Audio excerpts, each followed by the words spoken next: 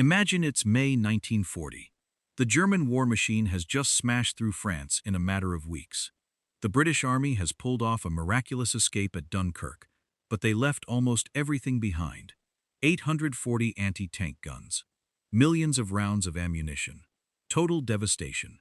Now, look at the map. If Hitler's panzers roll onto the beaches of Britain tomorrow, do you know how many anti-tank guns are left to defend the entire country? Just 167. Let that sink in. An entire island nation, staring down the barrel of a Nazi invasion, with fewer functioning anti-tank weapons than a modern military platoon.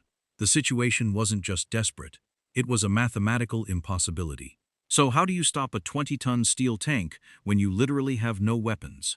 Well, what if I told you the British government turned to an eccentric, retired army major who spent his days manufacturing toys? And what if his solution was a cannon so bizarre it had to be violently flipped upside down just to fire?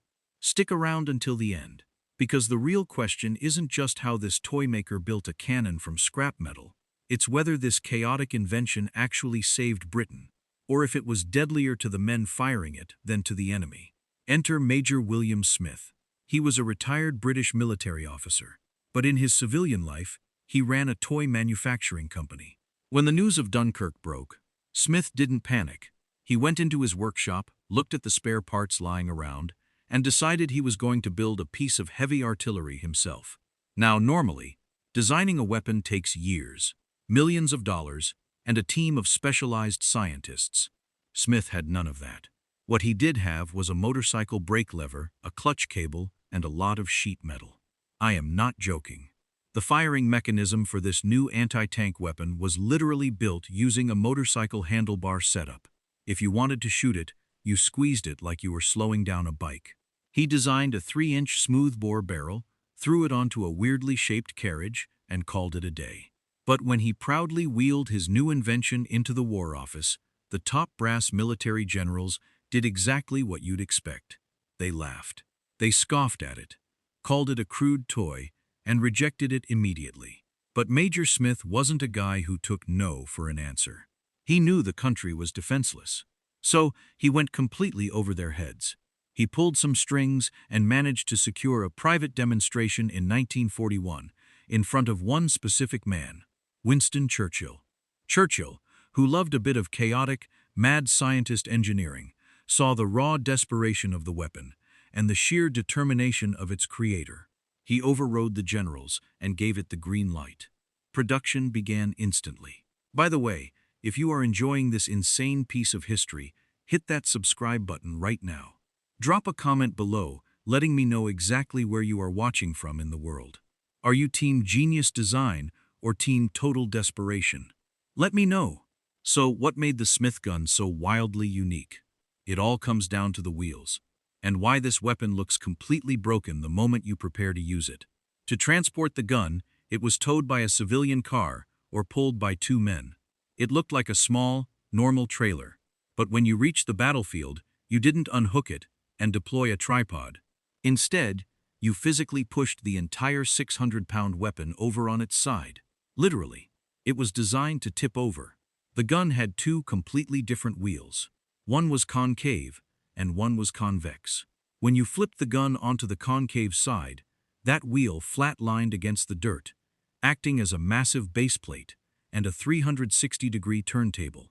The other wheel, now sticking straight up into the air, served as a makeshift armored shield to protect the crew from incoming bullets. It gave the gun this incredibly bizarre, miniature naval battleship look. On paper, it was kind of brilliant. It was cheap, it was mobile, and it could shoot an anti-tank bomb capable of punching through 60 millimeters of armor. But here is where the toy maker engineering met the brutal reality of a real war zone. Cheap is expensive, because it was made from substandard materials. Tipping a 600-pound metal frame onto its side over and over again during drills would naturally warp, bend, and shatter the mechanism.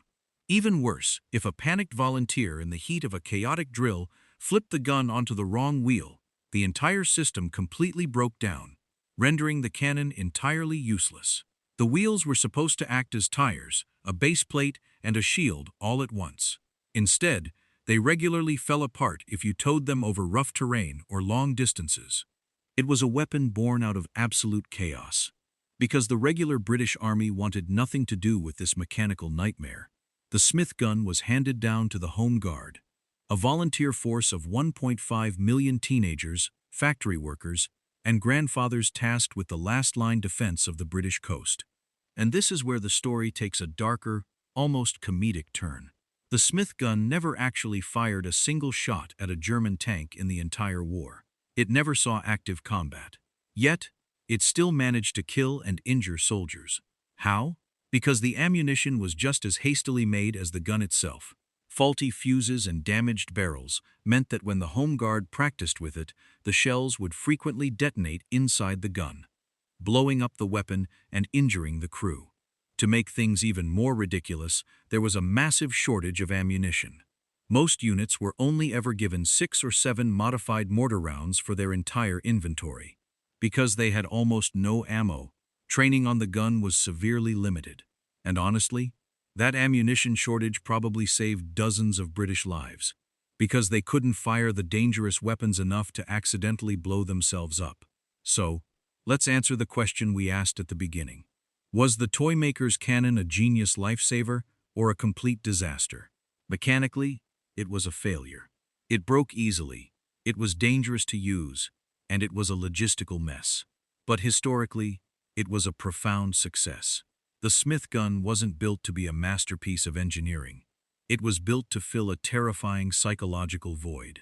When 1.5 million volunteers were handed these bizarre, flipping cannons, it gave them the belief that they had a fighting chance. It showed the world that even if Britain was down to its last scrap metal and motorcycle cables, they were going to fight for every single inch of their dirt. It proved that in the darkest days of World War II, Britain's ultimate weapon wasn't their steel, it was their absolute refusal to give up, even if it meant fighting Hitler's army with modified toys. If you made it this far, you are an absolute legend. Go ahead and smash that like button, subscribe to the channel for more untold historical stories, and drop a comment below with your thoughts on the Smith gun. Thank you for watching, and have a great rest of your day.